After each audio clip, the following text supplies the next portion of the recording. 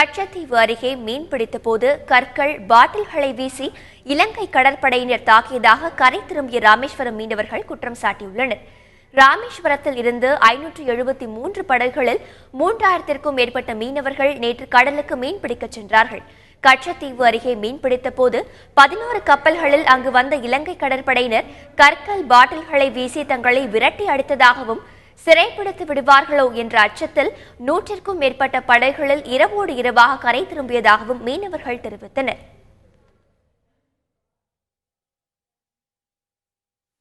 பாட்டிலேயே இலங்கை navy பயங்கரமாக அட்டூழியம், எந்த தொழிலையும் பார்க்க விட மாட்டேங்காங்க. ஒரு நாட்டுக்குள்ள கூட முன்ன விட முடியல, போட்டு அவ்வளோ போட்டையும் அடித்து கரையை திருப்பி வலையே இன்னும் வைக்கல, எல்லா போட்டும் கரையை திரும்பி வந்துகிட்டு இருக்கு. ரொம்ப அட்டூழியம், தாங்க முடியாத அட்டூழியம். கல்லுட்டு அடிச்சு பாட்டில் அடிச்சு ரொம்ப சாதாரணமா இருக்கு. எங்களுக்கு இன்னைக்கு போயிட்டு வந்த போட்டில் ஒவ்வொரு போட்டிலையும் கிட்டத்தட்ட ஒரு 50,000 லாஸ் வரும்.